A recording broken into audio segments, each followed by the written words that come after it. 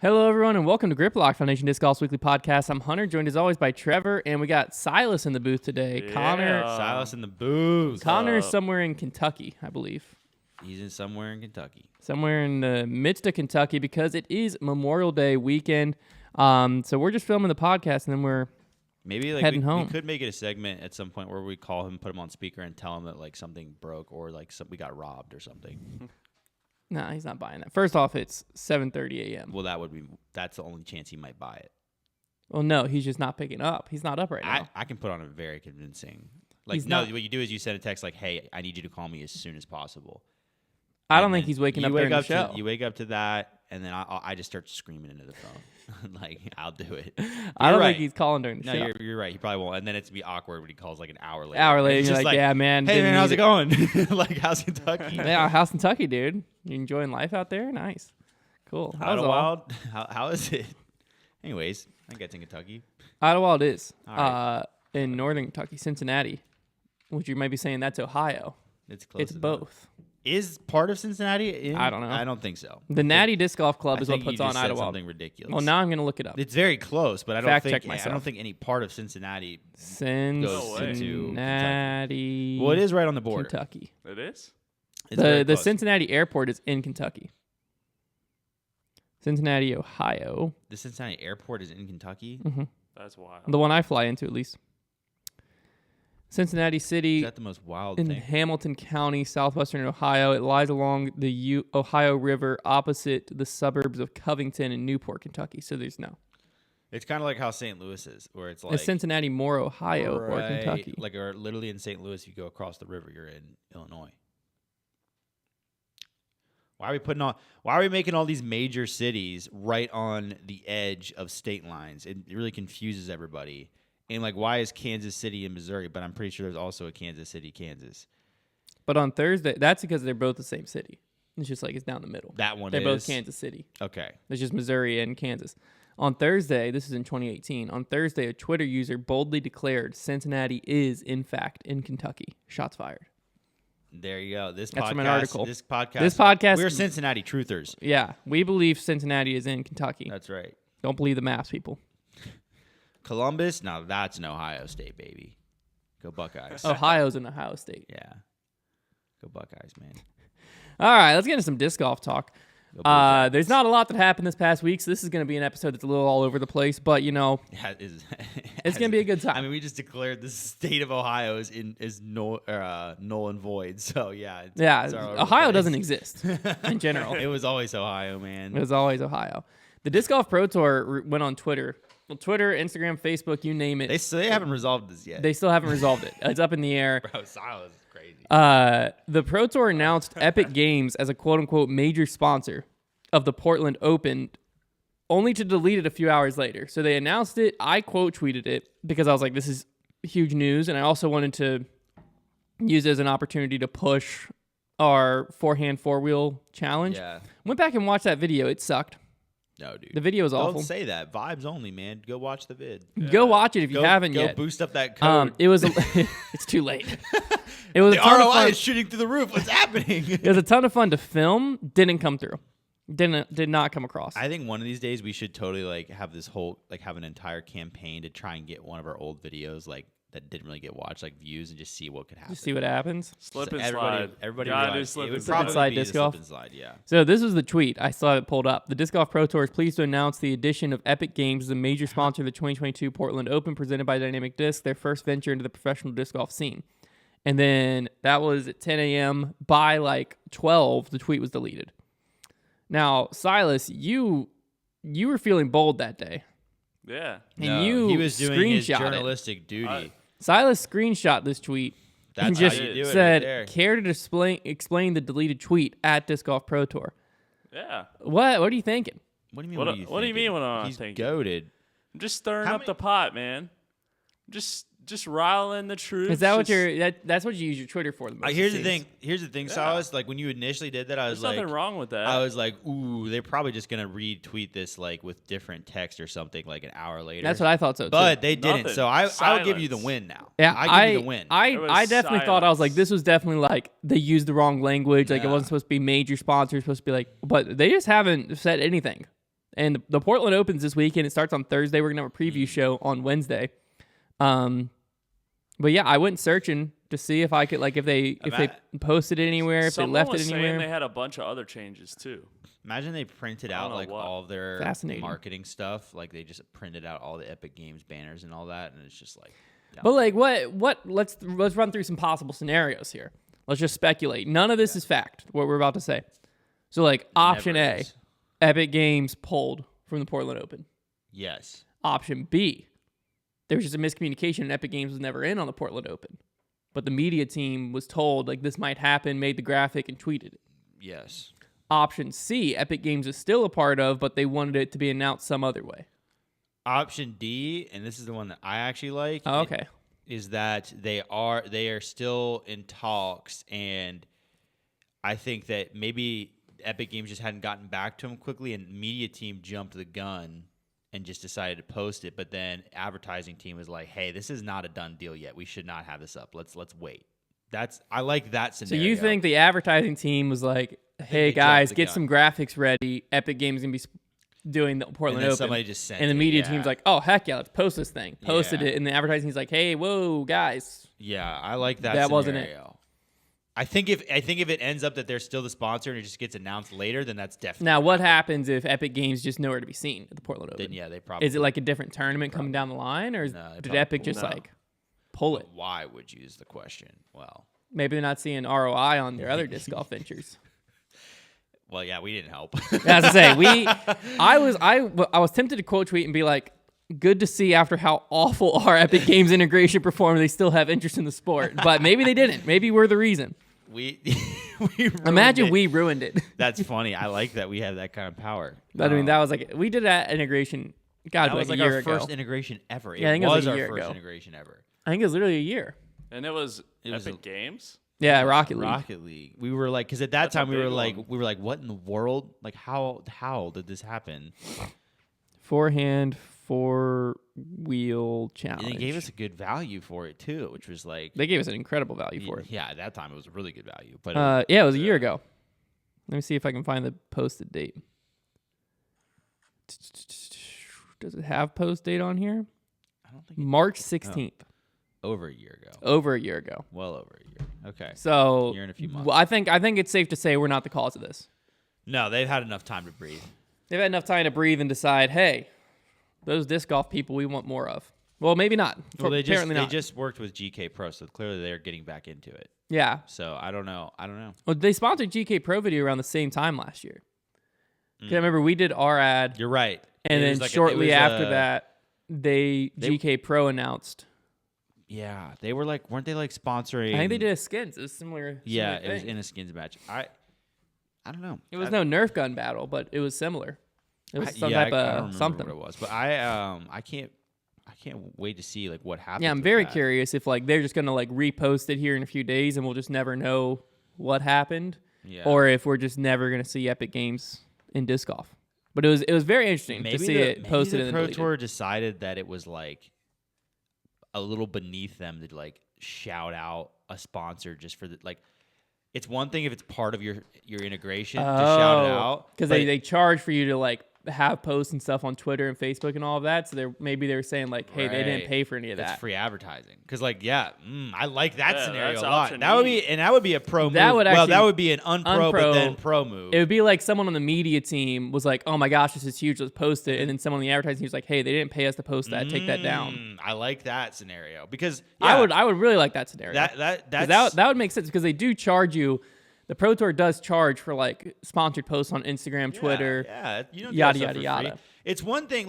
Guess what? They're gonna know who the sponsor is when you release the logo or whatever, and you say who's ready for the Portland Open presented by Epic Games. Then they're gonna know Epic Games. You don't say that's you're basically playing your cards. Well, they also said admitting that disc golf is so small that we'll just give you free advertising because we're excited that you're a big company. They also said as a quote unquote major sponsor. They didn't really say what that meant. They didn't say title. That's sponsor almost like a that. total gas up post. A major sponsor is Epic Game. I think that actually might be it. And if that is the case, then wow, respect to whoever was hey, they need to be paying for that. Take it down. Yeah. All right. Well, the world may never know, but hopefully we A, do. B, C, D, E, or F. Which scenario do you like? You comment below. Yeah, and I'm sure it'll already be revealed by the time this podcast Yeah, comes probably. out. They'll probably make a big post on Memorial Day today It's happening, between right now. right now and this game posted. Another storyline from the past week. A few days ago, Ricky announced that his knee swelling has come back. So he got it drained after having to drop out of Masters Cup. He played decently well at OTB considering his knee, but now the swelling's back. I'm scared for Rick. So I'm pretty sure it's something to do with Lyme. Just like a Lyme flare-up, Lyme swell. Tough to say. Fluid in the knee, though, But, yeah. is a sketchy deal. And he got like a lot. Did you see the post of like how many Yeah, syringes? that That was was a so lot of gross. fluid. Fluid in the knee is a sketchy deal. You don't want that. I don't No. know what's going on, but I hope we can get it sorted out because like I did not like we already have no Eagle right now, and that really stinks. Yeah. So if we have to go without Rick, I'm gonna be borderline pressing the panic button of like, this is a fake season. You can't do that.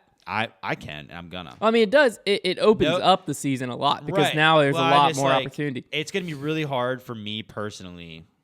If Eagle and Rick didn't play another event, this is obviously overreaction. Yeah. Because Rick might be back in a week. Rick might play Portland Open. Right. We haven't officially But heard if it he yet. in the scenario where he and Eagle do not play an entire season, it's gonna be really tough for me Well, to look back at like. It's already not an entire season because we're in. Okay, into May. the rest of the 3 majors though. Yeah. It's gonna be really tough for me to look back at that and be like, well, those guys that won those majors did have 2 of the best players in the world. But as time not goes to on, be. that will be forgotten. I hope so. Like I might Jeremy never- Colling's 2016 USDGC win. I don't forget. No, but like anyone else, like if Silas came in the sport, sees it. No, oh, Colin you're right. won. New people to the sport, but I will never forget. And I No. will be that old head that just is like, he's well- not my GOAT because he won when Ricky was dead. So, well, you know why Calvin won that European Open, right? Yeah, Yeah. the 2 other guys are gone. They were gone. That's Good, so but funny. yeah, that's Yeah, hopefully, I'm just saying, don't give me that kind of power. no. Hopefully, he's Rick? back at Portland Open. His knee swelling goes down. It's just a Lyme flare up that just settles itself with time, Give him and a bionic knee. he goes on. But we'll just have to wait and see. It was unfortunate. He tweeted it like I think he tweeted on Friday that the knee swelling was back. He didn't tweet a picture as to like what he means by that, how much it's back. Sure, I That's swelled okay. up really quick last time, so I don't know. I don't know if he's getting it drained again. I don't even know what the plan is. like how that happens or what like Lyme, I think. right, but like what Because he was posting looking for enables advice on Lyme. fluid to just go into your knee. Like what? Like I think it like builds up where? Well, yeah. in How? your knee. But like, thank you, Dr. Silas. Hey, Can Silas problem, be the man. company doctor? Yes. Whenever there's an injury, we should have Silas be the Silas on report. to give us a diagnosis. Yeah. That's very fun. What is his? What do you think his timeline is? to Yeah, return? Silas, when's he coming back? Give us a Dr. timeline. Is Silas. he day to day? Ricky's timeline? Yeah, is he back at Portland or No, he's not back at Portland. is he back at the next tournament? No, he's not back at the next Is, tournament. how many tournaments is he missing? He's gonna take at least 4 tournaments off. Wow. Does that mean he That's misses like- a major? That's getting close to a major. July? Is July European Open? I want to say it's in June. No. I want to say it's in July. Let me I just think look up I Ricky feel like it's, like, Wysocki, early PDGA, July. I think it's like and I'll tell you if He's if gonna be back by July 4th. Whoa. Whoa. Dang. All right. Dr. Silas with the prediction. All right. Upcoming events. July 4th, that'll put him back right before the Idlewild Open, which then he would have the Sula Open and the European Open. July 21st is the European Open, the next major. Okay. So, right. according to Silas, he'll be missing the Portland Open. Do you want to go July 4 events or July 4th? The 2 different things. What is that? What's the next event? July 4th. Idlewild. You said? Idlewild is July 8th. Okay, we'll go July 8th. July 8th is his comeback. So Yep. according to Silas, he's missing the Portland Open, Beaver State Fling, and the Preserve. Would be the 3. Wow. Yep. 2 Pro Tours and 1 That's Silver huge. Series. And then be back And to that Idlewild. is completely No, I think- factual. That I is, think- yeah. Dr. Silas has actually never been wrong. Never. Never. So, Well, it actually would be a good thing for Rick if he doesn't have to go back to Blue Lake.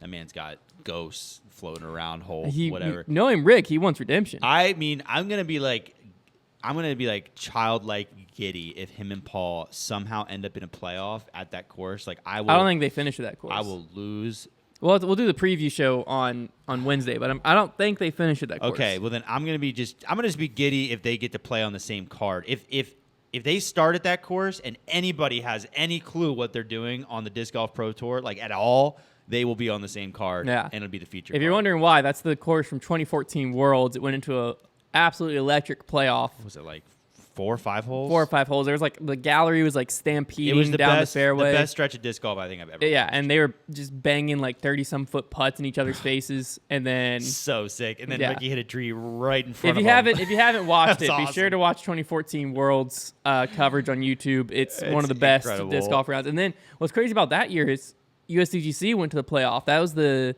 Johnny McRae, Shoestrick, Man. Paul playoff. What a year for disc golf. Yeah. That was an That's incredible gotta. year for disc I mean, golf. that's got to rival or be close to last year Worlds throw-in playoff and then USDGC playoff. Yeah, I don't think it quite matches it. No, but I mean, crazy that's 2 years. Here's the thing. The playoff the throw-in is like some cheese, obviously, because like that was just like something that just was just incredible and super, super low chance to happen. But like honestly, if you're gonna ask me, like the playoff, the like 5 or 6 hole playoff is like technically. This is gonna be a bad statement for most people, but like technically that's like more entertaining golf to me because like the throw-in was just like one throw. Well, you got to look at it this way: the playoff in 2014 was multiple holes for Worlds. Yeah. Playoff in 2021 was 1 hole with the throw-in. Yeah, had that playoff gone longer, then I imagine USDGC 2014 multiple hole playoff. USDGC this year 1 hole. Yeah, well, the USDGC playoff was also like they was just a compilation of Will Schustrick missing putts. Here's Yeah, the in thing. 2014, Will had like Imagine 3 how chances to different win, the but he story did would have win. been. Like so many people I think forget that Worlds last year was a playoff. Like it wasn't to win. Yeah, Paul could have still won. And like, just imagine if they'd have walked, like they could have just as easily walked over to that next tee, and Paul could have just won it, and we could have just walked off the course and been like, well, he won anyways. And like, Yeah. how different would That's the what- shot be? Because it would still be like remembered, like that Worlds would still be remembered, but it wouldn't be the same. But it wouldn't be the same narrative, and that shot wouldn't get shown as much because it wasn't like he No. didn't win. Unfortunately, That would have been so stone cold. If that's you what like. you just walked over there. Unfortunately for Paul, Imagine it if was he'd aced. it was crucial for the sport in a lot of ways, the growth of the sport because of that shot for him to lose. He had to sacrifice himself. He had to lose. He had to He lose. didn't lose intentionally. It would have been obviously. It would have been so but, ice like, cold if he'd have just stepped up and thrown one under the basket. Oh in yeah, the very next but hole. for the Just for been the like- sport, just like been he what? he had to lose. There's no way around He had it. to lose. I mean, Worlds this year, man. Talk about a revenge game. Where's Worlds at this year? Emporia. Emporia. That's Ricky's. Yeah, it's Ricky. That's Ricky's to Ricky lose, lives I and think. breathes Worlds. I think that's Ricky's to lose. Emporia Worlds. Yeah, it's definitely not looking good for Paul. Who won DDO? Ricky. Ricky won It was DDO. the windiest event of all time. I'll tell you who's the dark horse for Worlds. Brody Smith. He came in third. We'll see, man. We'll see. I agree. I mean, it definitely doesn't. We'll just see doesn't who gets hurt. to pick. Yeah. Yeah. All right. With all that being said, that's literally all the disc golf actual like news coverage we have for today. So the rest of this show is If about that's to be. what you want to call news, us giving you a That's what I was saying. timeline for Ricky's return A based ti- on Silas. well, that's factual, and then the Epic Yeah, that Games is factual. drama. So basically, there was nothing. Well, we need some. The rest of this events, show is man. about to be electric. What a So, weird lull in the schedule. It's time for the fan favorite segment, Trevor's Trivia. Trevor, I need to understand what we're about to do here. So I handed Silas a piece of paper earlier, and I told him not to unfold it until I say. But what? Don't unfold it yet. You can pick it up, but you can't unfold it. Okay. What you're gonna do is you're gonna unfold it when I say go, and there's gonna be a list of disc names on there, and you can start at the you're gonna have to start at the top and work your way down, and you're gonna have. Honestly, I'm gonna give you a generous amount of time because I think it'd be way more funny to just have you have enough time to get through all of them. And your goal is to get Hunter to guess the disc. It's kind of like taboo or catchphrase. Oh, Catch catch fries. fries. Can I catch some fries? Obviously, I'm gonna make the Without rule. saying the name. I'm gonna make the rules that you can't say the name of the disc and you can't say the manufacturer.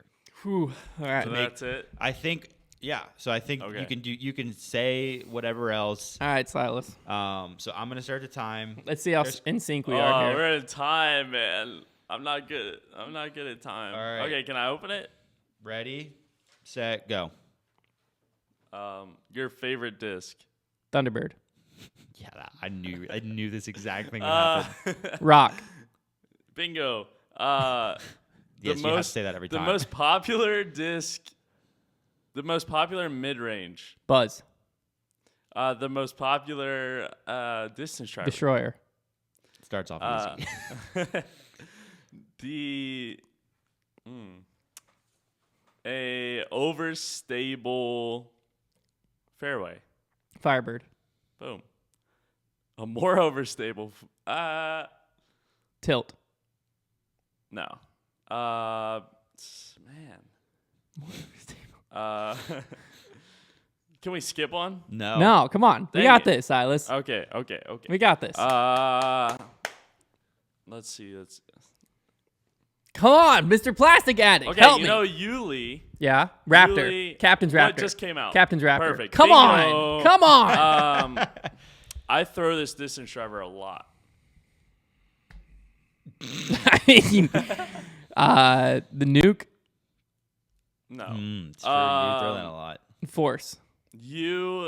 Brody gave you one, and you put it in your bag for Nuke SS. Foundation versus the Nation, but then I think you took it out Ooh.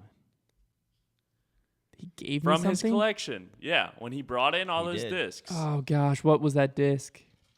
He did give me something. You wanted Hades. Yes, bingo.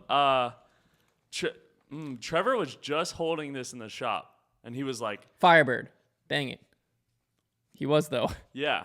Do you know that other disc he mentioned though? I don't know. Okay. Give me something else for that. Eric Oakley. Felon. There you go. Bingo. Nice. I do remember that now. Overstaple approach. Zone. Bingo. too easy, Trevor. This is a Well, hard yeah, I mean, I was going to make it difficult. I mean, you're running out of time. very so you You might didn't have tell us how popular- much time we have. Yeah. What are you doing? What is that going to Very Go. Very popular mid-range from a dark horse company. Cax. Oh my Ow. goodness. Okay. James Conrad. Nomad. Envy. Bingo. Connor loves to throw this distance Wizard. driver. Oh, distance driver.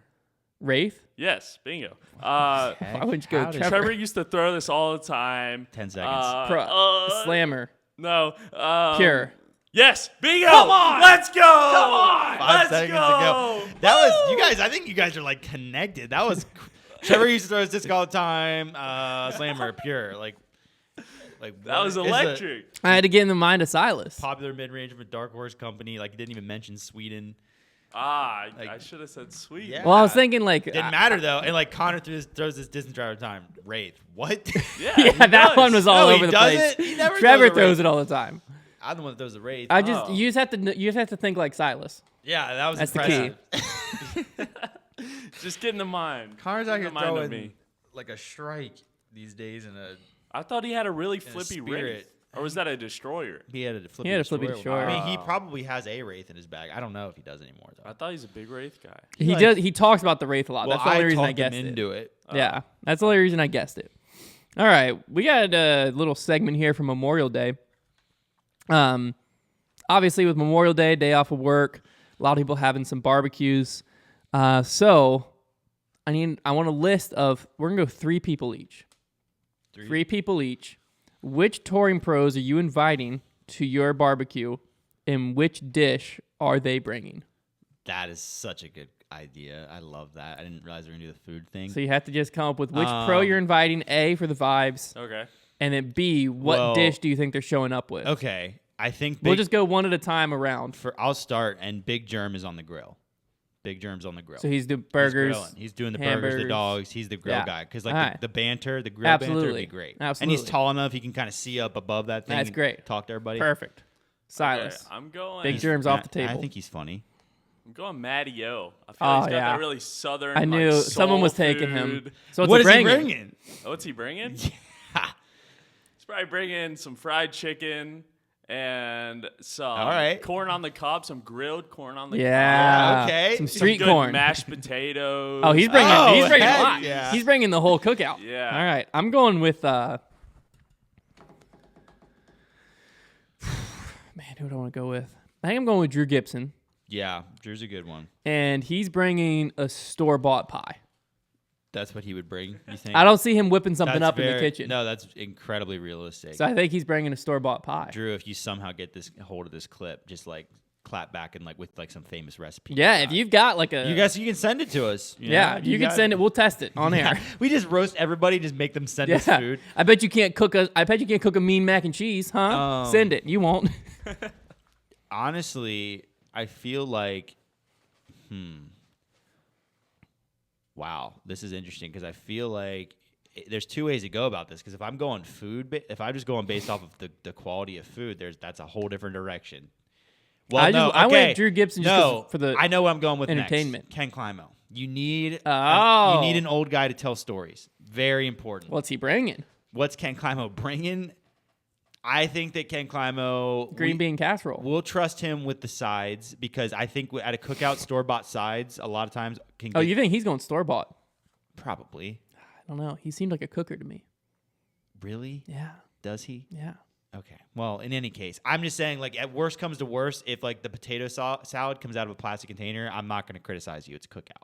As long as for me, I mean, I like sides as much as the next guy, but, like, as long as the grill's under control and Big Germ's on it, then like I'm okay with that. So like Ken Climo, like that'd be great, and I just want to meet him. I want to go to my cookout right now, and I don't even know who the third person is yet. Silas, who's your trying to second? think. I already have my second, and I know the food they're What? bringing. I'm trying to think of someone who's gonna be on the grill. He's gonna cook up a good steak. In my head, we're all at the same cookout. Oh, Well, then this is electric, right? oh, hold on. All right. Now You already got Big Germ on the grill. Yeah, I got germ on the. You already grill. got Okay, a pie. You already got a potato pie from salad. Drew You already Gibson. got fried chicken okay. and mashed potatoes and street corn from Matty O. Okay. Wow, Alright. this is so good. I'm hungry. Anybody Yeah. else? I'm gonna go with Gannon Burr. Oh, I feel like he's gonna bring the wow. vibes. He's energetic, young, Some youth. energetic. I respect youth. that. I respect What's that. he bringing? Really counters he my bringing? Ken Climo move. Yeah. He's bringing Sam's Club brownies. You know those Okay. little round brownies. He would. That's what he's bringing. I'm Ooh. going with Katrina Allen, and she's bringing steak. Does she get a +1? Does everyone get a +1? Nah, only if it's a counterpart touring pro. I feel like. Sure. So she'll bring Austin Hannum. Yeah. 'cause then Is he bringing something else? It might be. Oh, she's bringing steak. I was saying because she's the bringing diet, steak The 'cause of steak diet. diet. Good point. She knows where to get the good cuts. Yeah. That's a well-informed answer right there. That's very that was thought out. impressive. Yeah. Yeah. Wow. That's my second. So Trevor's final answer here. Ooh. I mean, you mentioned chicken already on the menu, but I think Dickerson's got to bring the chicken. He's got to bring the chicken tenders. I think he's got to Well, bring Matty O's bringing fried chicken. Dickerson's Yeah. bringing chicken Okay. tenders. Two different things. and also Dickerson can bring rolls because he said he loves That's important. bread. That's important. And I like we Dickerson. didn't have rolls yet. Dickerson's is cool. So, Because if you're like Hunter, you don't Wow. like chicken. On I don't the like bone. fried chicken. do you think we should? I do like chicken I tenders. now am really obsessed with the idea of having a disc golf cookout at this point, like with these exact players. So we're gonna have to get them on the phone. Okay. I mean, I've been in contact with 3 of those people. Aren't you cool? Well, that wasn't really. I'm the sorry, man. point. Well, and Gannon, we know Gannon, Kat, Drew, and Chris. We don't know Matty O yet, Or Ken Climo. or Ken Climo, Matty O, I feel like we could get. or Big Germ. But we can if we tell him he's the grill master. Yeah, he's there. Jeremy, you're the grill and vibe guy. So if we can get the champ on board, we Yeah, might tell have him- ourselves tell him to on bring the his here. Traeger over here. Yeah. All right, Silas, who we got next? All right. Oh, we're still going? Was that? That was your third. Oh, okay. That was your yeah. third. We gotta go. It's me and Hunter. Okay. It's also just understood that Brody's there and Connor's there. Yeah, Well, definitely. I don't know about Connor. Okay, it's understood that Brody's there. is- Connor's wait, still what in is Kentucky. He's Connor not here. He bringing? can't defend himself. What is Connor bringing? I don't know. What would Connor bring to a What would cookout? Connor bring to a cookout? That's a good question. Something It's the good. sauce. Connor would just bring the Yeah, sauce. he'd be the sauce guy. Okay. Yeah. You got to have a sauce guy. Yeah, he would bring all kinds of sauce. All right, my last one. He gets lost in the sauce. Man, this is tough. There's so many people to pick. I've got my last one in my head. Jeez, man. Well, if Brody's gonna be there, Dang it, there's two more. Ezra's gonna be there. Ezra can bring the beans. Because Yeah. Ezra's got the beans figured out. Boom. That's such a That's good a good one. That's a great one, Silas. Well done. And then I'm going with DJ KJ. Oh, He's bringing the music first off, but Yep. that rounds out the party. But then for his food, doesn't even matter. he's bringing drinks. Yeah, there you go. He's a drink guy. That's the last thing we needed. And then now we've got a live music. Now we have live music. That's incredible. Round one, front nine. just Where were you when you heard blaring, it first? Blaring. Yeah. There we go. I mean, we just My made the favorite. greatest barbecue of all time. Here's actually, this is a good, I feel like the podcast audience might be a good place to ask. So I listened to the Kevin Jones first song, and what I actually thought to myself was this seems well produced and semi catchy. Obviously, I don't listen to electronic music though. So if you're listening to this and you listen to electronic music and you would consider I haven't yourself, listened to it yet, and I do. don't play it on this podcast. That's copyright. Well, I'm not gonna play it where they can hear. Any case, Here, I'm gonna listen to 10 seconds of it in the middle, and I'll give you my take. What I Because would say I used to listen to some Skrillex. if you're well informed on electronic music though, and you're listening to this, and you consider yourself somebody who's a connoisseur of that, let me know if you think it's good or not, because I have no idea. It might be.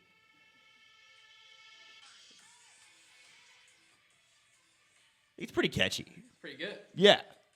I thought to myself, if this is I'm playing out of my behind EDM phase, but if I was in it, if it was playing to a montage of something on YouTube, I would be this is hype. Back in the day, if I'm looking up NHL's greatest hits and it's or that's in the background, quick scope compilation. yeah, then that's in the background. I'm vibing to that. I might be trying to search it up. No, it sounded good.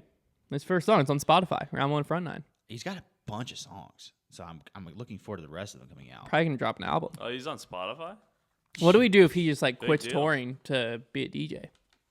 Just be I don't see that happening. The amount of money that Prodigy's probably paying him, but what if DJing takes off? There's more money in music. can't argue with that. If he get mainstream, you're saying. That's what I'm saying. If he becomes Zed and he's got features going. Yeah, Dua something Lipa. pops off. Imagine if the day ever comes out where Justin Bieber is featured with Kevin Jones, that would just be the most. What do you think? mind-boggling thing. He's clearly passionate about music. So what Yeah, if but if it's he he's had to just make a getting choice? into it, What? though. No, he's been doing it for a while. If he had to make a choice, What between, would happen? He boiled down. It's hey, you have this opportunity to go on tour with a musician and be his DJ. Well, I think the money is a big factor there, because if it's you've got a chance to get into this music thing and you're already gonna be making as much as you do playing disc golf, and obviously the ceiling is so much higher. Yeah, you might do it. Something to think about. I wouldn't blame him. Yeah. I wouldn't either. It's not like he's out here. Sorry, Kevin, but it's not like you're out here winning pro tours. I mean, he could. Dang, dude. He might, but he probably won't. What happened last time? Oh, Jonesboro. I won. That was my first bet. I won. He came in third at his best chance that whole year, and he choked it away. So it's I did lose, but at least I felt a little better knowing that he didn't win. He still came in third and put himself out of it. I gotta come up with another bet. But yeah, at this point, Hunter, don't you feel are on this. admittedly you are invincible this year. I'm right 2 now. for 2 right now. You are what the gamblers would call hot. Yeah, but you guys gotta know when to do it. Portland Open, I don't have any gut feeling, so I'm not making one. He has no gut feelings. You just have to I have a gut feeling. Then you should make one. Well, how many rounds they're playing at Blue Lake? 2. And It's 2 and 2. oh, it's a 4-round event, 2 rounds at Blue Lake. Here's my gut feeling: Paul Macbeth is gonna finish top 2. And I realize that sounds like not a hot take, but Pretty What are you easy. betting? recent events, not that hot of a take. Well- I can't make a bet with points when Connor's not here. No, To be put fair. points on the line on the preview show. I'm not taking it unless you're betting on the win though. I can't put points on the line. On the preview show Oh, when we do it okay, on Wednesday. okay, So just okay. think about it. But just know Oh. I'm not jumping in unless it's a Paul win. Is what you're Well, betting. what if it's a smaller amount of points though? No, I'm still not jumping in. Okay. Well, Top 2, there's too much like that. I see that happening. A win, I'm I might flip my coin there. So I just don't have that think- in the I back don't of your know mind. that I would. Although, but 4 rounds with the history he has at Blue Lake, the problem is you never know, because that other course might not set up to his game at all. I think it's the golf course they played previously. We have to obviously research it Gonna have to before research. Portland Open. So I don't know if I'm ready to bet on Paul. All he's done is hurt my feelings this year. just really. have that in the back of your mind. Connor might jump on it no matter what. No, You- I think I ruined him last week because I convinced him to jump on the bet with you, and then he's gonna be like, no, I'm not doing it anymore, and I don't really blame him. So That's fair. He's not a high roller. Like for me, like I'm all about just like with points. Like, what's the worst thing that happens? Like, you got to buy Chick-fil-A. Like, I'm like, let's just throw points all over the place. And he's like, he takes this very seriously. He wants to win. Yeah. I'm just all about the experience. I want to beat. All I can think about is whatever Matty O's bringing to this hypothetical cookout right now. I'm salivating. Yeah, it's gonna be. I mean, it's gonna be a great cookout. Fried chicken and mashed I have a potatoes. cookout this afternoon. You look like you're ready for a cookout. I don't have a cookout. At first, I was like, "What the frick's that mean?" Yeah, I was like, I "Oh, I'm could wearing a go to patriotic cookout. shirt." I was like, looked down, like I was like, Dude, "Do you I had look the fat hat or something? on. The frick's wrong with you?" The hat on too. Yeah, man. I matched up. Yeah. He's Memorial Day. He's all Impressive. matched up, man. Hunter's matched up. Matched up like mashed potatoes. So I was scrolling on Reddit like I do before these podcasts because I try to see if there's any God bless you, man. controversial I takes get so scared of or Reddit. anything like that. And I found someone that consolidated all of our disc review scores together. Cool. And I noticed something, and they were calling us out for this as well, and it was fair. Okay. Our disc review scores are basically within like a 2-point range or 1.5 range of each other. And so they did an adjusted score based on what we talked about in the review and what they think we actually felt like the disc was. And they had some rated as low as like a 1.5 and some all the way up. See, I disagree with that entirely because it's a scale of 1 to 10. You got to remember that we're throwing discs that we chose to review because we think the people should see them. So like we're already we have not once reviewed a disc that like we suspected was going to be a bad disc. Okay, The Binks I expected. Except for that one. That's the one that gave 1.5. I gave it a 6 point something. Yeah, I would have given that a much harsher score. People are very coming after me hard about that one too because I threw it so well. But the issue was I don't know how I did that. Like I haven't been able to ever duplicate what happened during that review. From what I've done in the reviews, I have thrown discs like the Vortex, the DGA one. I've thrown the Yarn, the Saki Bomb. Like I've thrown all these discs that like, because like as long as the disc does what it advertises to do, if it accomplishes that and it feels okay, the plastic. Well, I don't think that's fully true, because like the Binks in them, they do exactly what they're advertised to do. Right, but there's a fatal flaw in the Binks, which is the feel for me. But that's like, what it's advertised as. So in your scale, that would be like a 9.5. Right, but I wasn't.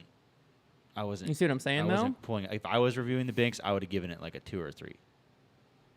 Yeah, but that's what I'm saying. Is that like, that goes against your whole logic. That is a huge outlier though in the disc reviews. You got to remember. Like, but what I'm saying is my whole Binks. reason for bringing this up is should we mix things up on how we do it? Should we be more critical and more in depth and not do what you're saying of what this disc is advertised to do, but more so what this disc does? Like, is this a good disc? What is that even supposed to mean? Because like, I personally think the Vortex is a great roller disc. I think it's too flippy for the speed. What do you mean? What is that even supposed to mean? It's a fairway. No, it's a 6-speed. I think it's too slow to be as flippy as it is. Why? I don't know. I'm just throwing one out there. Yeah, but like I don't. Okay, like I disagree because I think a disc that flippy, like, make it a 9-speed because then it's a good roller disc. I'm never choosing a 6-speed as my roller. Lower arm speeds though. Like it allows them to throw hyzer flips. Like I'm saying, like the thing about disc golf is there is a phenomenal use for every disc as long as the plastic feels fine, which this is DGA plastic, feels fine, and the disc shape feels fine, which typically a Discraft or DGA mold is going to. Yeah, I just chose the Vortex because that's the one you were talking about. That's but I'm just saying, if you go by that logic, then a score can never be bad.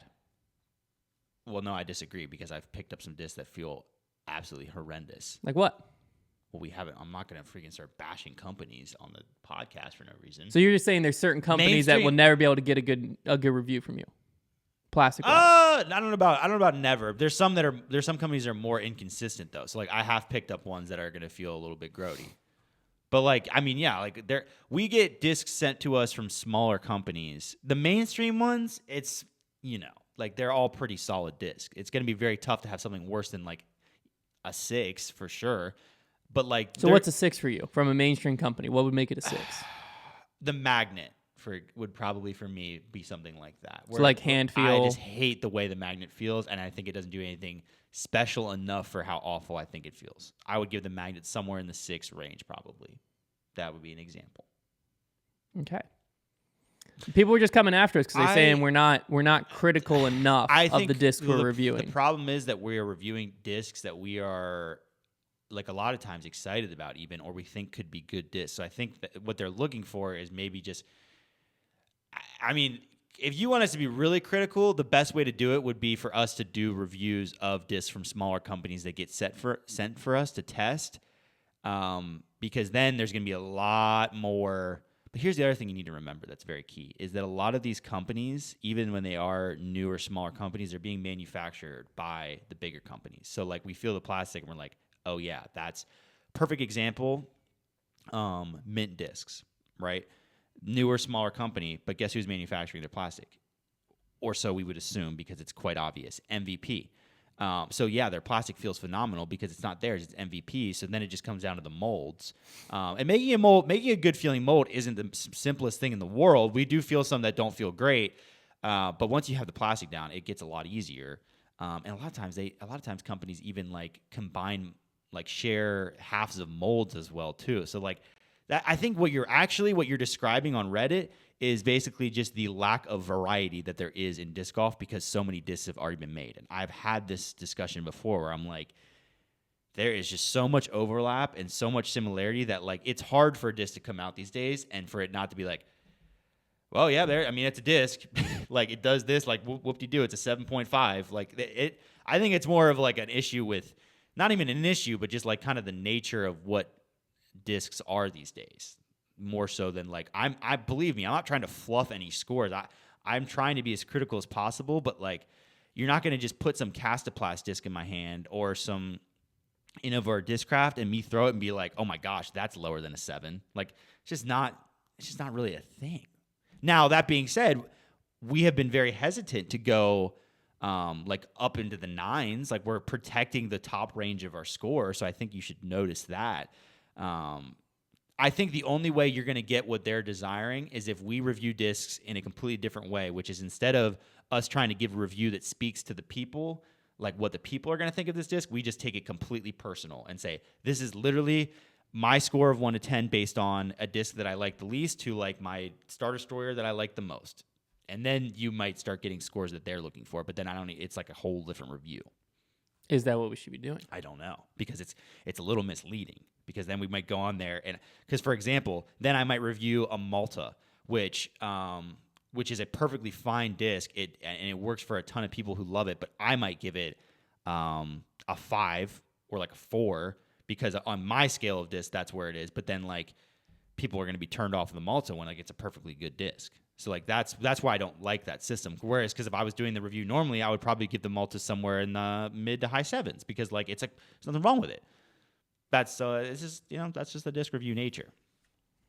I found the thread interesting because when you look at all of our numbers, I mean we're right, but they're all right here. Yeah. So like what in my head I'm thinking like the Binks obviously falls out of it, and a lot of people were very upset that I put it below it. But the whole reason I put the Binks that low was because of the feel. There's no way I could consistently throw it like I did in that review. And also you have to remember what's going on off camera is I'm throwing it and Trevor's throwing it back and Trevor can't even get it to fly. Yeah. No, I couldn't even get it to fly. So like how I was getting it to fly, I'm still not sure. Yeah. When it flew, did it fly great? Right. Yeah. But also, I don't even think I could put it in my bag. Like, not even like, I don't think it could fit in my bag. I physically don't think I could put it into a bag because it's just I just think flimsy. Too, I think now that I think about it, it has been the case where other than a couple outliers like the FD, that's like a really good disc, we have reviewed a lot of your just cup of coffee discs, Yeah. We have Which that's going to happen at the beginning because we're just reviewing like discs that we want to get the reviews out so that it's being searched a lot and new stuff coming out. Right. As we go down the list and we start getting to your more unique discs, more of the outliers, like the Tilt, if we did a review on the Tilt, I'd put the Tilt probably in like a mid to high 6. I think it's it's not usable. I'd agree with that. I would maybe even it'd be a 5 in the 5. That's what's interesting though is like an overstable disc can get unusable. An understable disc almost never can. Because like the Vortex is pretty much unusable for me in my bag, But if I were to give it to my dad or someone who's just starting, Yeah, but even for you, if you throw the vortex flat, you have an awesome get to the ground, low ceiling roller. sure, but that's just pointless to me. I'd rather have a faster version of that, which exists. Yeah. It's too slow. But for a brand new player, it's a great straight It's a disc. phenomenal disc. Yeah, so that's where understable, it's very hard to rate an understable disc low because there's always a use for it. An overstable disc, once it gets to a certain level of overstability, it's very easy to rate. Yeah, because like low. you take a disc like the vortex or the diamond, and if I slow my arm down, you're gonna watch that thing fly so gorgeous and beautiful, like, and it'll glide, it'll be great. So Yeah. like, yeah, that's where the whole thing gets very. I think there's a few ways we can improve it, our disc review system. I think, one, we could get different, and this would cost the company more money, but it might help improve. We could throw multiples of the same disc to judge consistency. Ooh, yeah, but like how many do you have to throw before you get an I think accurate 3. read? I think you get 3 of the same plastic, same disc. And just if those 3 fly consistently, it passes that test. The problem if is those 3 fly differently, right, but it the problem doesn't. is, let's say you have you have one stack of 100 destroyers and one stack of 100 Zeuses, and only 5 of the destroyers fly bad, and 20 of the Zeuses fly bad, and you get 3 of the 5 from the destroyers, and you get perfect flying Zeuses. You're technically wrong. You could make a huge bad judgment call. But if we're only throwing 1, it's the same exact thing. Well, you just don't have to get judged based off of consistency, because like that comes. No, down but to if the you grab manufacturer. 1 bad destroyer, because that also comes down to the manufacturer more than the disc. well, yeah, but you're still judging the manufacturer because like if It's a disc review though, not a manufacturer review. yes, but like if we'll just use Silas, name a disc, any disc. I feel like a disc review should be Zeus. purely A Zeus. based on like the. Give me a shape different of one. We're just talking about the Zeus. Mako 3. Mako 3. So if I'm reviewing the Mako 3 and I throw a really overstable Mako 3, Yeah. and so I review it and I'm like, oh, this thing is crazy, like blah, blah, blah. And then the reviewers buy it and it's a really understable one. Mm-hmm. That disc is completely different than what we No, reviewed. I get what you're saying. Versus if I at least grab 3 Mako 3s, there's a better chance I'll see one that does that. And then if I have one that's really overstable, one that's really understable, I'm like, hey, these Mako 3s, like, as much as I want to love them, I don't know which one's which, so it'll hurt the overall score. No, that's true. I see your point. So, like, yes, is that on the manufacturer? Yeah, but the manufacturer makes the disc, so that's on the disc. Fair enough. Because if you don't know since Silas gave us a Mako 3, if I don't know what a Mako 3 is going to fly like when I walk into the store. Back in the day, like Star Makos used to be like, before the Mako 3 existed, like the Star Mako was like what every Innova Pro would like throw. Well, a lot of them would throw as like their flippy mid, and I got one, and like they were so domey and so overstable, brand new. It took me like years to get it to beat into straight. Like it was the most disappointing thing ever. That's what I'm saying. I think we can go there. I think we Mako 3s are get goated, we get a though. few different ones, or we throw it directly next to comparable molds. That might So help. if you're reviewing a Mako 3, we get a gauge and an M4, or we get a gauge and Yeah, it's a just meteor. It's just so hard. Maybe too, we just need to start doing, like, we need more objective metrics. Like maybe we need to start doing a metric that is distance in regard to the speed rating. That's tough though, or because rim like width, what if rim width. what if we're just throwing harder one day? Well, yeah, I mean, there's a lot of issues. There's a lot of issues with the review process because we don't have data. Like we can't Yeah. gauge our arm speed. But like disc flight is so subjective, like you were mentioning. Like you can anything that flies on the spectrum of usability is like perfectly fine as long as it feels fine. So We could use you our almost- radar gun. That's true, because like you almost need to have some kind of like actual numbers based performance to like. Because if we could have distance drivers and we had all these 12 speeds that all seemed fine, and then we could find out that, oh, this one literally just does glide further based on the arm speed, then like that would be an objective thing we could use. Whereas right now it's just kind of like that. I think that's where a lot of the problems come. So maybe the next step is we take a bunch of discs from our collection to a field and we throw them, and we know when we throw a 5-speed we need to be able to measure rim width. I think that'll be key. Yeah, so we 'Cause get there's calipers. so many lying. We get calipers, and yeah. we know when we throw something that is in the realm of a 5-speed, our 5-speed, Yeah. 50 miles an hour, 60 miles an hour, Right. it goes this far. Right. So then when we throw a 5-speed and we threw it 60 miles an hour, so as consistent as we can be, and it went 50 feet shorter, we can be like, Yeah. wow, this just is flying great. It's just not going as far as a normal 5-speed. Or it goes like that Hex. When we did the Mythbusters, the Hex was just going farther than Buzz, Meteor, Rock 3. It was just going farther than all of them. And we were in the field. I didn't really have consistent data, but that would be something where if we did, while I was throwing them right next to each other, then I could be like, the Hex is going 75 feet farther than I've ever seen 5 speeds go. Yeah. Boom. That would help. Data. It would help. I think we reworked the disc review. We need data. If anybody's Because here's the there, thing: when we started the disc review, it was a big thing of we didn't really think that many people would care. We wanted it for our website to be able to put it in like the product description. Yeah. It's a lot bigger than we think. It was a lot more than it was a lot more of a just like let's show people how these discs fly, not because like I mean we kind of flipped the whole thing on its head because like disc reviews historically have always been like you go to watch them just to see how they fly, but like people have latched onto the ratings, which is fine. I mean that's the reason they're fun. We put them in there for a reason. Yeah, we enjoyed it. But I think now people are taking that seriously, so I think we need to take it seriously. Yeah, you just got to understand how harsh it would be to just slap a bad score on a disc that there's really not an issue with.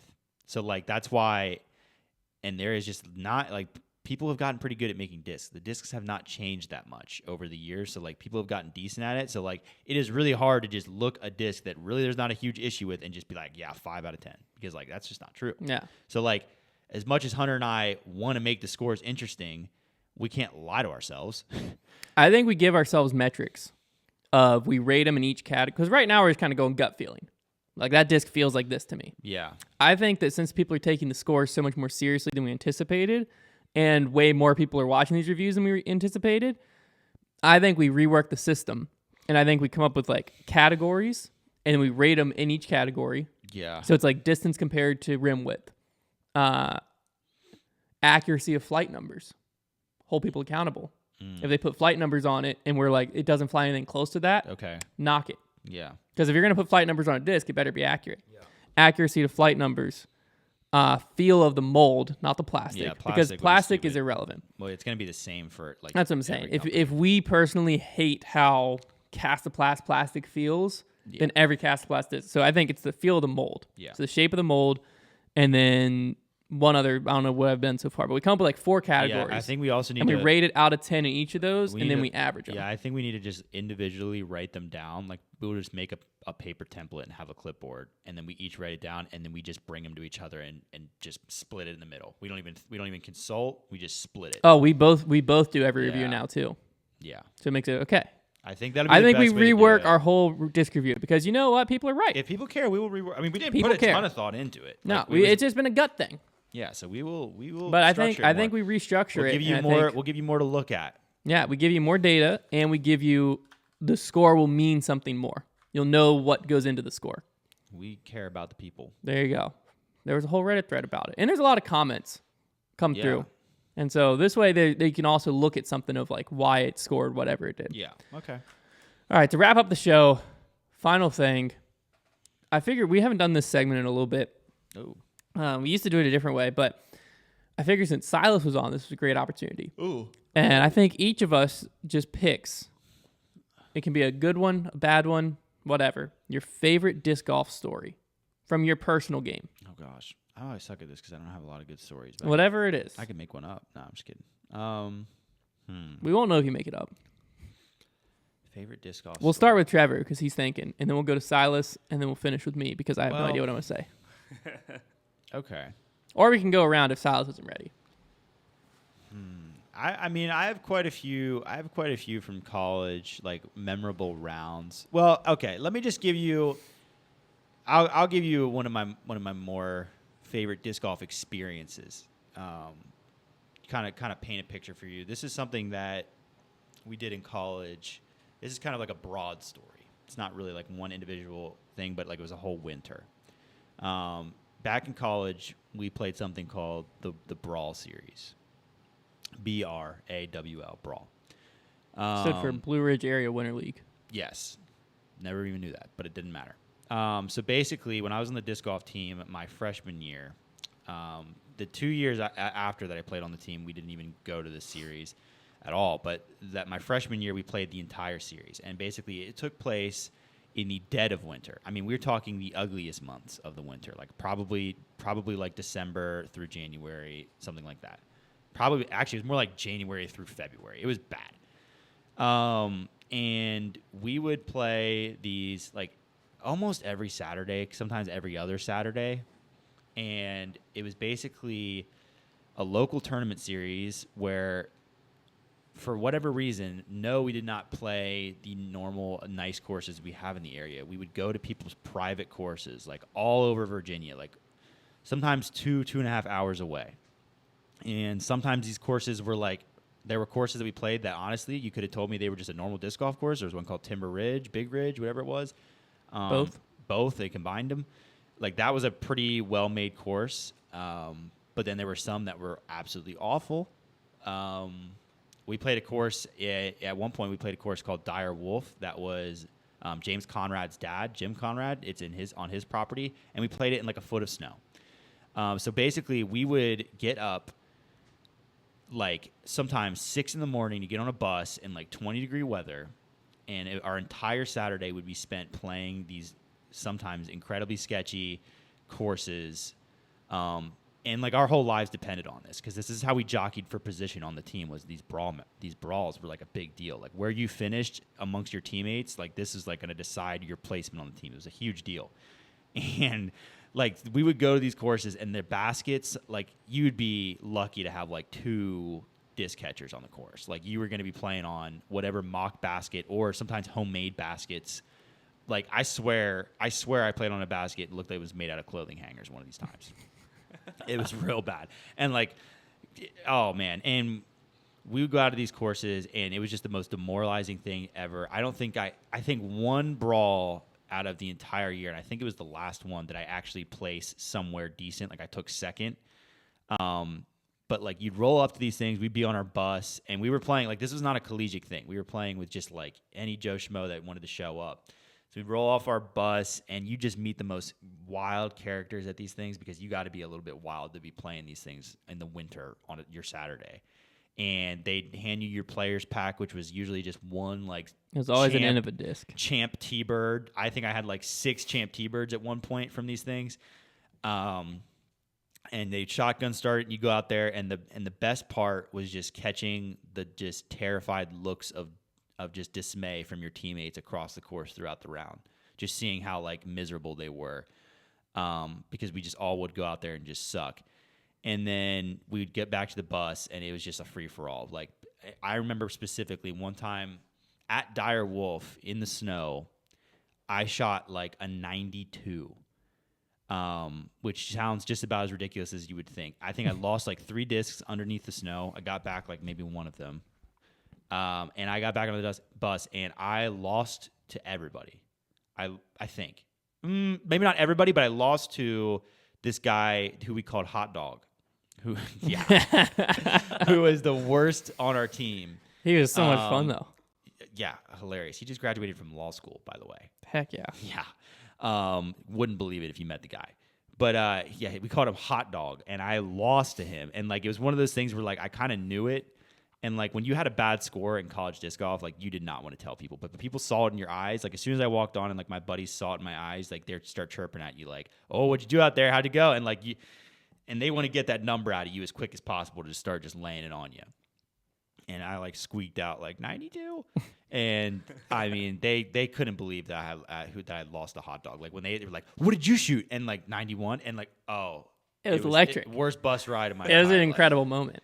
And then that was round 1. These tournaments were 2-round events. So then I had to go back out into the snow. I think at one point we'd eat our lunch on the back of our discs. They were just flying through cow pies. Oh my gosh, dude! At one point, I like slipped in the snow and fell on my hip and bruised my hip. That tournament also had he made a bridge across. It was like lake, a sideways ladder. Yeah, it was just a ladder with a piece of rope above, so and that the rope was like frozen. So you could hold to go across. You could, like shimmy across this creek that was like 8 feet below you.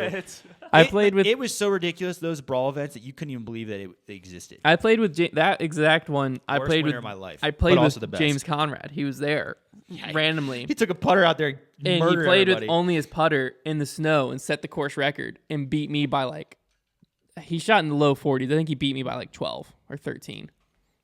It was insane. The Brawl Series was like a once in a lifetime thing. I'll never forget the Brawl Series. Yeah. They still, well, I don't know if it went on last year. It was going on every year. If it ever happens again, we need to find the most disgusting weather one and go to it just so I can remember. The worst weather one that I remember playing in was at Big Branch, which was the other side of Timber Ridge, and it was on January. It was in January. When I was there, it was just and the high for the day was 28 degrees. Yeah. With 30-mile-an-hour winds, gusting up to like 40 something. And I mean, that hanging basket hole where it was miserable. There was a hanging basket hole at this course where when the wind was up, it would literally just go like this. Yeah, they didn't have a tether. They didn't have a tether. So it would just be in the air. Man. You couldn't make a putt on it. It would just fall out of the yeah. basket. And like I vividly remember like trying to putt with, I was using a Champ Metal Flake Gator as my putter because what else were you going to do? Oh yeah, that Dire Wolf round, I had to use a JK AVR so I could feel the putter. Yeah, I couldn't feel anything. My hand, when I got home, we drove to that one because it was only 30 minutes out. And when I got home, I think it was before I was married. I came home and I like was just frozen to my bone, and I just like got in a hot shower, and it just like slowly warmed up. And as it warmed up, my hand just started gushing blood as I got warmed back to me. I was like, "What the heck?" And I looked, and my hand had gotten so cold that it wasn't bleeding because my skin was like frozen together. But I had just had cuts all over my hand where it just like cracked. And so I couldn't play disc golf for like 2 weeks because I just had cuts all over my hand. I would get home from those cold tournaments and I would get back to my dorm like depressed at how bad I played, and I would stand in the shower. One thing that was nice about my dorm is it never ran out of hot water ever. I would stand in that shower for like 40 minutes just staring at the wall and just letting the water run down my broken body. Just thinking about like, I'm never going to be on champ fight, man.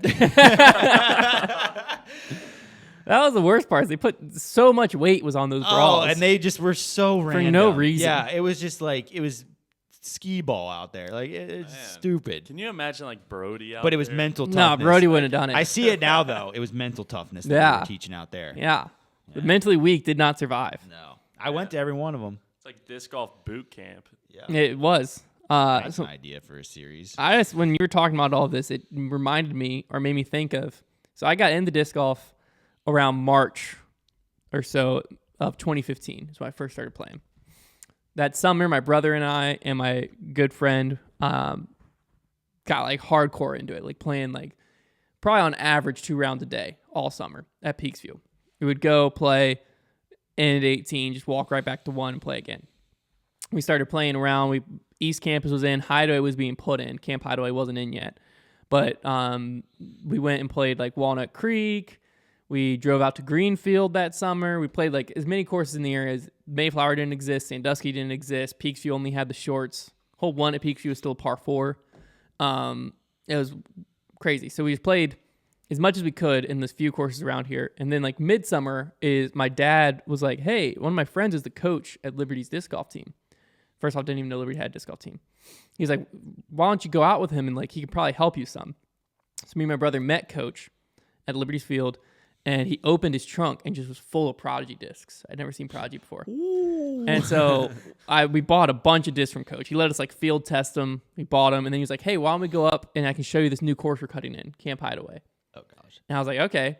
And so he showed us, he's like, yeah, this is hole 1. I think it was NU disc if you searched it, but no tee pads were in, but the baskets were all in now. And so he showed us where like how to get to hole 1, where hole 1 started, played like the first like 3 holes with us, and then he left and let Jimmy and I just keep playing. Did you get lost? So we played. I think we played a few of the holes wrong, but it didn't matter. Played Camp Hideaway, whatever. Well, then the year rolls around, and he was like, hey, the coach was like, hey, the disc golf tryouts is coming up soon. And like, you want to try out? And I was like, well, what do I need to make the team? I didn't realize at this time, like, anyone makes the team. Well, back in the day, these days. No, nowadays they don't. These days, it's my freshman intense. year, he cut one person, and it was because the guy literally couldn't make it to any practice. And he was better than me, the guy that got cut. But at this time, I asked Coach, I'm like, so what's it take to make the team? And he's like, if you can shoot below an 80 at East Campus, you can make the team. And I was like, okay. I shot a 72 there once, and it was I was the like, worst okay. round of my entire life. Well, this is like my first summer. So the only time I had played East Campus, I shot at 83. Yeah, I said breaking 80 brand new is not. And I was like, because it's a 20-hole course. yeah. And so I was like, man, all right. So I just went out there and started grinding. And I got to where I was like in the low 70s, upper 60s before tryouts. So I showed up to tryouts. I had an Academy sportswear bag, you know, like the $20 backpack bag. Heck yeah. That had like a lead warning on it. It was like, Really? yeah, I was like, because like California had some law that this bag, like they had to put this label that like hardcore. was exposure to lead. I want to all this, I but I was want like, that label for my bag. That's cool. I needed, I wanted the bag. And so I had like 25 discs in there. I knew what 3 of them did. And so I showed up to there. I think I threw a forehand farther at that time than I do right now. But anyways, make the team. And then beginning of October rolls around. And Lance Brown, who was on the team, he was like, hey, Hunter, because I was like in love with disc golf at this point. So every practice, I was staying late. I was showing up early when we had access to the field. I was like always there. And so Lance was doing the same thing because Lance was in the process of he wanted to tour that upcoming year. Mm-hmm. He had just come off like a lead card at the Brent Hambrick Memorial with like Paul and all of this. And so he was like hot, ready to tour. Mm-hmm. And so he was also showing up early, staying late. So him and I just were like constantly practicing together. And I was awful. I was very, very bad at disc golf. And he was like, hey, dude, end of October, there's a tournament. It was like 2 weeks before the flamethrower would have been. He's like, end of October, there's a tournament in North Carolina if you want to go. Hannah and I are going. And I was like, yeah, I want to go. And so I ended up driving. So I drove my parents' Murano because at the time I still had my Nissans. It was just 2-seater. So we meet at Target like 6 a.m., 5 a.m. Oh, my gosh. And drive down to Reidsville, North Carolina. And I found the tournament, looked it up. There was only 30 people there. You're missing a part of that story, surely, when you met at Target. No, he was on time. Wasn't there another Target meetup that didn't go that way? Yeah, I think I've told that story on here before. Okay, so I can tell that one Target later. was the meetup spot. Target was always the meetup spot. I was like, wait a second. So this one, he was on time. Hannah was on time. I didn't know either of them yet, so I didn't realize that. No offense to either of them. They both have a tendency to be late. Lance much more than Hannah. And so at the time, I didn't realize. So I show up, they show up, we go down. We get there, I'm warming up, and I remember, this is how bad I was at disc golf. My go-to fairway driver was a beat-up DX Firebird that I hyzer flipped to turnover. That's sick. All over the place. Because I didn't know what discs were like meant to do or that I could just buy a Leopard that would have done that. That's sick. I was just throwing this flip up. There's a DX Firebird in the U section. I was throwing it all over the course. You need to go back to your roots. So, anyways, ended up coming in dead last in intermediate. Wow. I went 862, 825 rated. And my first rating was like 840. But that was the tournament that got me hooked. I was 5 strokes out of 6th place, which is the place in front of me. And I was 23 strokes away from the win. My first tournament, I won. And I was like 9. I think I ended up being like 912 rated, and I didn't reach that rating again until I was in college. And I was a 14-year-old when I won that tournament. Dang. And I have not won again since. Yeah. One of these days I'm going to win again. The only way it's going to happen is if I play intermediate. So the other, how bad I am. Yeah, intermediate can be no joke sometimes. So a lot of times it's easier to win advanced. The second tournament I ever won, I lost. I came in second. I played really well and came in second to a guy who would have won advanced. Yeah. And that broke my little heart. And well, when my first win in intermediate, I would have won advanced and I would have cashed an open. Oof. It was at a golf course. And I played out of my mind. I played incredible. And then I moved up to advanced after that. But I'd never won intermediate yet. I just went down and I played out of my mind. Yeah, you can't come after people unless they've won in that. Yeah. So then I moved up immediately. And then as soon as I won in advanced, I moved up to open. I think. Yeah. You've won in every division except rec. I've never played rec. Never played rec. I've only ever won. I didn't start a new PDGA account to go play and win. I won in rec. junior 16. They don't have everything. Junior 16 boys, and I have never won in anything else. Yeah. The secondary story that you brought up was we were going to Richmond to play a tournament called K Krushka. And Lance Brown and I were going to this tournament. We had never seen the course. So the goal was get up there. We teed off at 8:30, I think was tee off. Players meeting was 8. So goal was get there at 7. Give us an hour to see the course, play some of the holes, warm up, and then go to the players meeting, and then tee off at 8:30. So we were supposed to meet and leave at 5 a.m.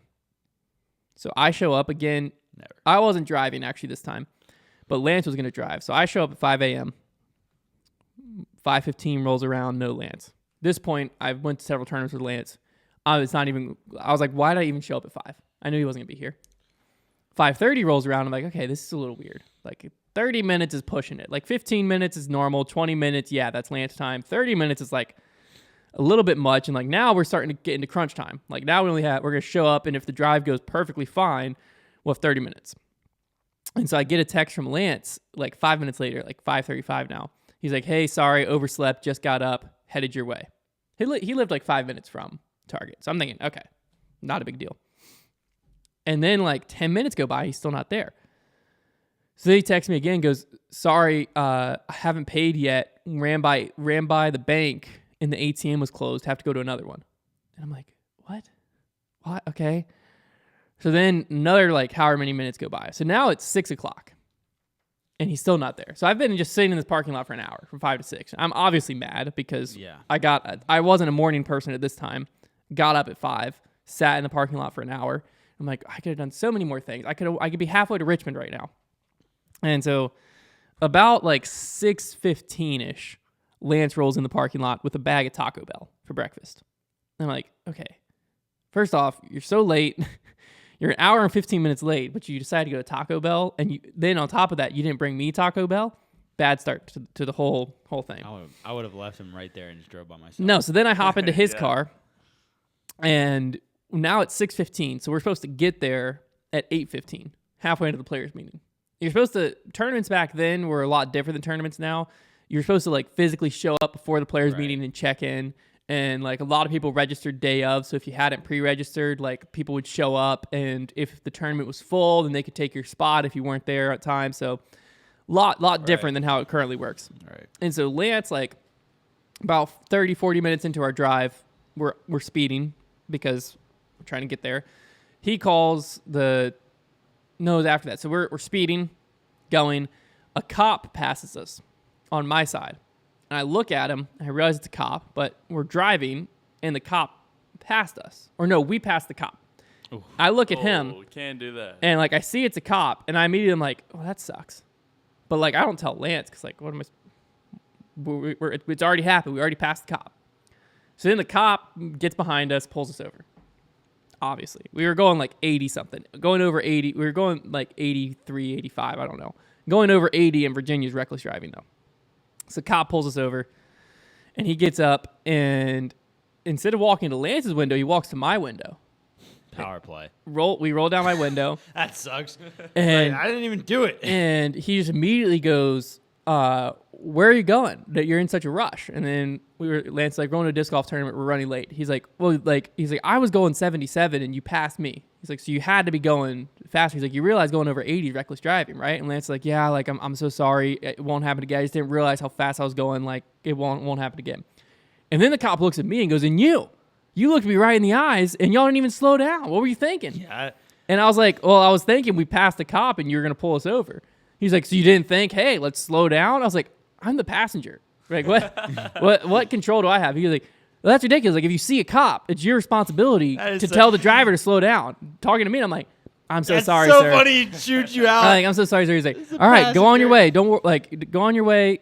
Just drive more careful. And then he got in his car and just took off. What the frick? He must have been like going somewhere. Like, yeah, he got somewhere to be. So we get back in the car, and then we call the TD because now we're like pushing. Are we gonna make it? Yeah. At 8:30 when we're supposed to tee off.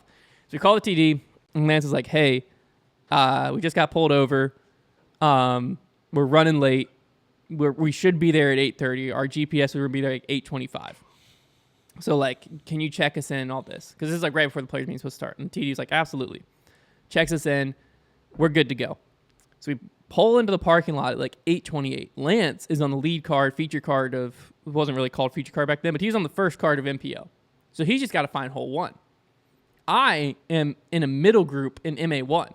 I have to find hole 12. And it's 8:28. So they're yelling 2 minutes as I walk up. Which 2 minutes is like you have 2 minutes till the tournament tees off, and if you're not there, you basically get par plus 4. So I'm at a course I've never seen before, and I now have to find hole 12, and I have 2 minutes to do it. And so TD's like, you're on hole 1200, just start going that way. and points into woods. That's the best. And so I just start sprinting as fast as I can. No, I haven't thrown anything. I haven't stretched. I haven't done anything. Just have my disc golf bag on my back, and I'm just full sprinting into the woods. And I get to a basket, and it says 10, and I yell to T, I'm like, where's 12? And 12 was like right to my left. So I run over there, and then they yell start, and I was second on the box. So the first guy throws. I stepped up. I think I like parred or bogeyed the first hole. But this is the tournament that after round 1, I was 1 stroke off the lead or 2 strokes off the lead, I think. I was in the lead. I was on the lead card in MA1. So like I was able to bounce back and I'm like this, like I just did that blind. Like now that I know this course, like I'm winning this tournament easily. And so we get through the round 2, or me and this guy are back and forth. And we step up to this hole that was an island hole. I've definitely told this story, but I'm gonna keep going. So up to this hole, and it's an island hole. But it's not an island hole unless you want it to be. Well, it is an island hole, but you can play it very safe. And so at this point, I'm down 2 at this point in the round. At least in my head, I am right now. I believe it was definitely close. And the guy on the tee who has the lead lays up safe left. So it's kind of like this long peninsula left, or you can go for the green. He lays up safe left. And so I step up, and to go for the green, you have to throw 380 to the front of the green, 420 to the pin, 475 to the back. So for me, I know distance-wise, I can't reach the back of the green. But if I throw even a decent distance shot at that time, I'm making the green, like distance-wise. And if I throw a perfect one, I could be parked for eagle. And now this guy has a decision to make, because if he keeps laying up, then we're going to be tied after this hole, or he has to go for it. Right. And so I'm trying to put pressure on him. So I step up, first drive, low, turfed it, OB. Well, once you go OB, you go to, there's 3 sets of tees and then a drop zone. So once you went OB off the tee, you went to the next tee as the drop zone for that shot. So I throw OB and like, okay, it's all right. I can get up and down from here, because now it's just like a 350-foot hyzer. Right. I'm like, I can get up and down from here, take my par, move on. This is only like hole 12 or 13 in the round. There's plenty of golf left. That's fine. There's no reason I shouldn't get up and down. OB. So now I move to the next tee. That's demoralizing. So now I'm throwing 2, 4, 5 from this tee. And I'm like, all right, Hunter, get up and down. And this guy has went for the island on his second for no reason, parked it. So now I'm like, I'm about to lose. Like, this guy's going to take a 3. If I get up and down from here, I'm taking a 6. I'm about to lose 3 strokes. OB. It's like 250-foot shot now. OB. Love to see it. So now I'm at the drop zone. All right, so now I went 2, 4, 6. I'm throwing 7 from the drop zone. Man. 100-foot shot. Again, pretty massive island, because it's 380 to 470, so it's like, what's that? Almost 100 feet wide island. OB from the drop zone. I'd love to see it was that a jump shot. putt. It was a jump putt. I just straight to the ground. I'm like, 2, 4, 6, 8. Now I'm throwing 9 from there. Same, you don't move forward now, so I'm at the same drop zone. Threw another shot, because I also haven't recovered any of my OB shots, because why would I? It's demoralizing. Threw my putter, get on the island, but I'm like 40 feet in a tree. 40 feet behind the basket in a tree. So now I went 2, 4, 6, 8, 9, step up there, clank my putt, rolls back towards me, 10, miss that putt, 11, tap out at 12. And I didn't even cash. I lost cash. So it was all around, and then I had a 2-hour drive home. Well, I had to play 6 more holes that round, and then I had a 2-hour drive home after that, and it was I'm trying to think awful. What the largest score I've ever taken on a hole, and I might have it in my U-Disc, because I think it was during a tag match at Hideaway on hole 11.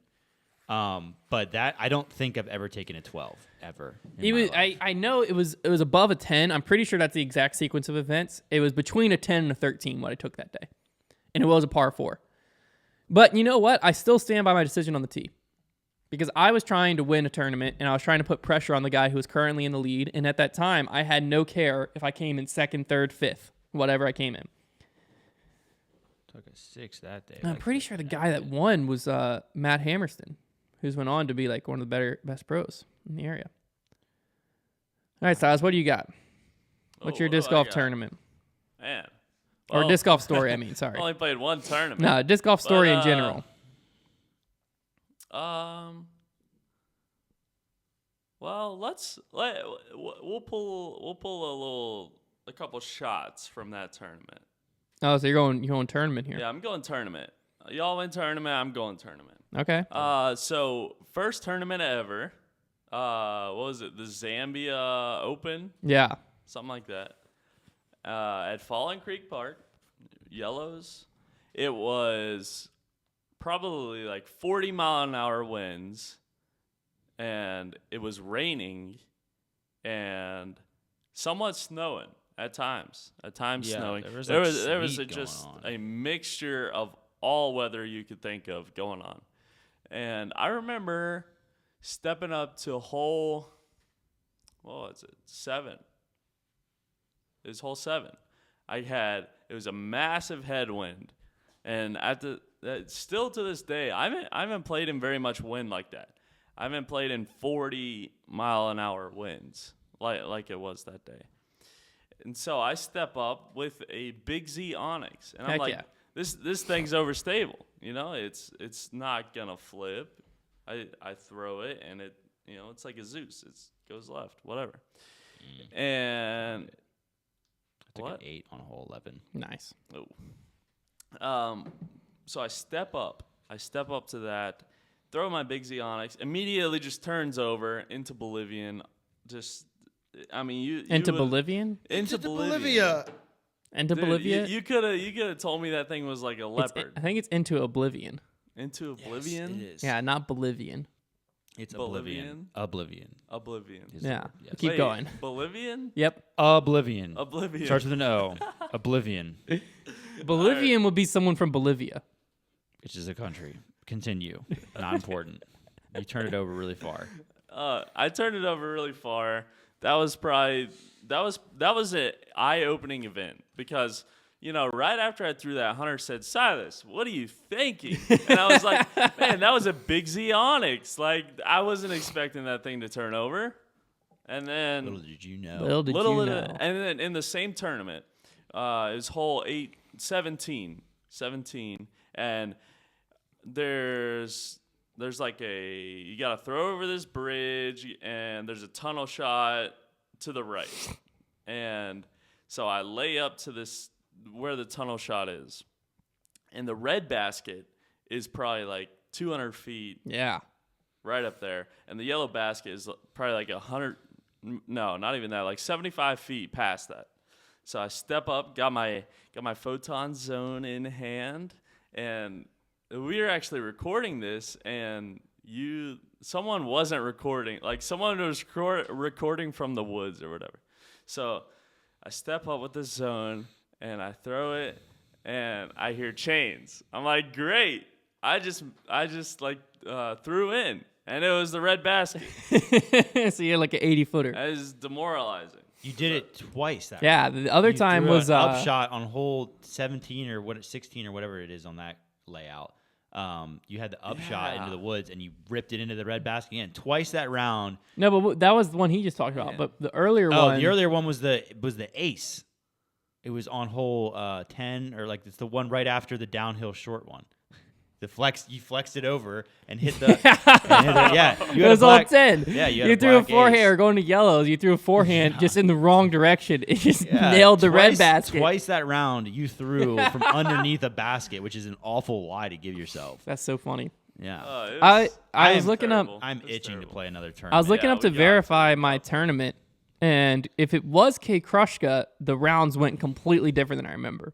I know without a shadow of a doubt that hole happened. I took that big of a number. Mm-hmm. And in my head, I was battling for the win when I took that number. Apparently not. But in the scorecard, I came in 19th, if this is the event, which makes me think it probably was. But in this round, then it must have happened in the first round, because I shot a 70 round one.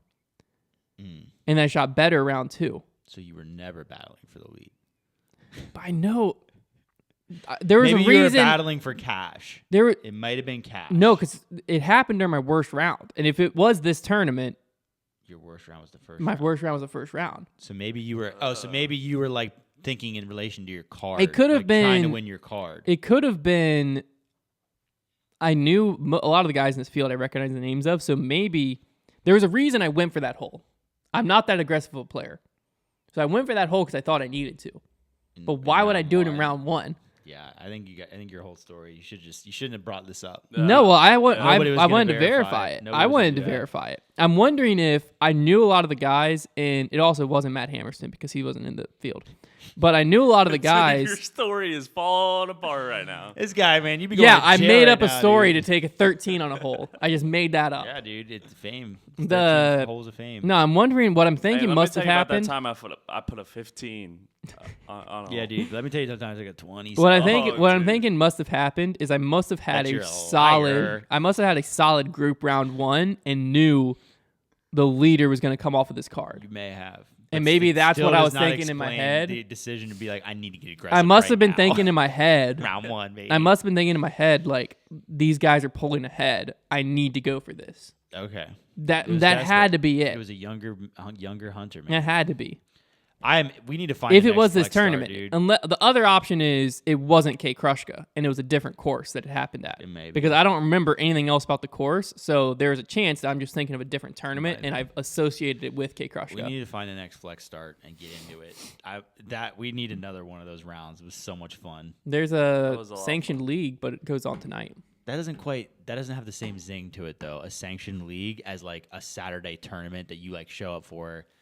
Like it's just not Yeah. quite the same. Vibes would be a lot higher now because the wind would be down and the temperature would be up because it snowed I'll during be that. darned if any of those vibes could be higher. Those vibes were through the rooftop because we made them so. But we'd also have Connor this time around. That would be very Yeah. fun because Connor. Connor was the one that initiated the whole idea. Well, I don't know if Connor has the ability to. He's self-admitted that he doesn't have the ability to play bad and like stay in like a good chirpy mood, which we all can. But that would be even more Right. fun. No, that's Is what I'm it? saying. It'd be It would fun be- for us. it would be very fun It'd for be us and miserable for worse for Connor. him, yeah, because we would be just like chirping, like it doesn't And matter if he'd Hunter be and are he so would be bad. just in his feels. In the zone. Well, because what I've done is I care more about videos at this point than I do tournaments. So like a monthly match, if I'm playing bad in a monthly The match, monthly match, I think it's hard for me to get like still be in a smiley, chirpy The mood. monthly match is a very big deal. So it's If I play, serious. yeah. I think we need to Okay. start having monthly matches with Silas and Connor.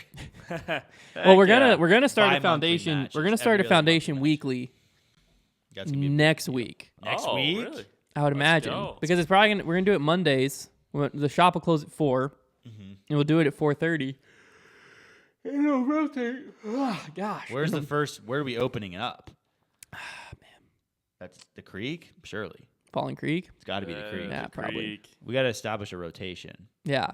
Oh, we're gonna change Although- it up. I do want to get foundation tags made. Yeah. Oh, well, we have a week to that'd get be it awesome. made, Yeah. so better get on that. I'll get on it. I'll find it. I'll figure it out. Oh, no, I'll be gone next Monday. All right, so the Monday. We after. got to start the Monday after. So I got Start 2 the weeks to Monday get it after. made. But yeah, then Alright. it'll just be like, foundation employees weekly. Whoever can show can show. I guess I better not be on this podcast saying we probably should not be saying when and where our weekly is, or it's going to get hijacked. Yeah. Forget what I just said. It's not. Well, on they won't be a Mondays. part of the cards. You not- got to be a foundation employee to be put on a card. It's not on Mondays, and it's not at Falling Creek. Well, it is on Mondays, but it's going to rotate. It's a. They'll never know the course. They'll never know the course. Why give them any information? Why does it matter? Somebody's gonna like drive to every course. That's fine. You won't find us. They probably will. We'll be in What Roanoke. if we had a look for secret, a Silas, top he's secret tall. foundation course? We do. The private course. Yeah, we do. Silas, you haven't been yet. You haven't been to it? Oh. That'll be where the I weekly think it's is. invite only. I haven't. Oh. so Well, maybe one of these days. maybe. All right. Well, there it is. That wraps it up. There it is. That's the That's show. it. We'll be back on Wednesday for the Portland Open preview. And then next week, we'll actually have some topics because there'll be a disc golf tournament that happened. So hopefully you enjoyed this week's episode. If you enjoy podcasts like this, where there's a lot less structure, a lot more talky, check out the banter, the Boogie Bro banter. Or just look forward to the off season. Or just look forward to the off You're gonna season. love it. I will say, this off season, our podcast grew a lot, which means y'all must like podcasts like this. It was fun. We I have had a fun. good time. I All don't know. right. We'll see you on Wednesday.